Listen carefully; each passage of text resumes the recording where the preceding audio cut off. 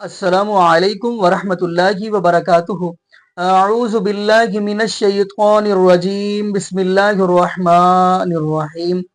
یا ایہا الناس انتم الفقراء الی اللہ واللہ هو الغنی الحمید۔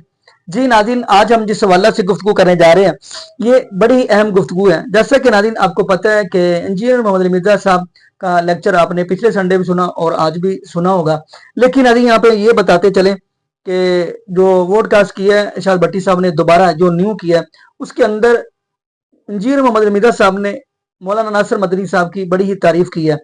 کیوں کی ہے؟ انہوں نے بتایا کہ یہ مولانا ناصر مدنی صاحب ٹھیک ہے، میں یہاں پہ یہ بھی بتاتا چلوں کہ جو بھی بات کرتے ہیں ان کا انداز فنی ہوتا ہے لیکن وہ بات حق کی کرتے ہیں۔ لیکن اگلی بات ہم یہ کرتے چلیں کہ انجینئر محمد علی مرزا صاحب نے ان کے بارے میں بڑے ہی پیارے جملے بولے ہیں، بڑے اچھے انداز سے گفتگو کی ہے۔ وہ کہہ رہے تھے کہ یہ مولانا ناصر مدنی صاحب ہیں جو بندہ حق بات کرتا ہے، اور میرے بارے میں بھی لوگوں نے ان کے ساتھ باتیں کی، لیکن وحد ناصر مدنی صاحب جنہوں نے میرا ساتھ دیا، یعنی میرے بارے میں حق کی بات کی۔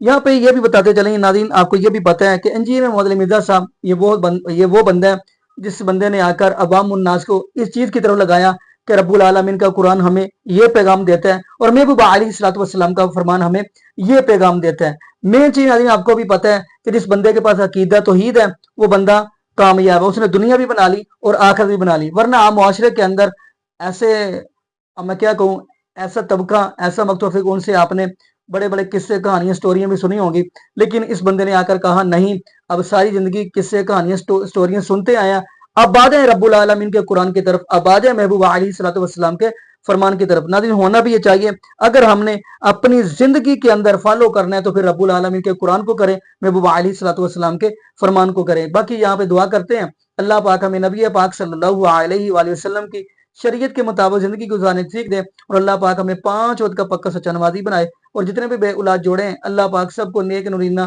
صحت تندرستی والی، ایمان والی، لمبی زندگی والی اولاد عطا فرما دے۔ جزاکم اللہ خیرہ، احسن جزا۔ السلام علیکم ورحمۃ اللہ وبرکاتہ۔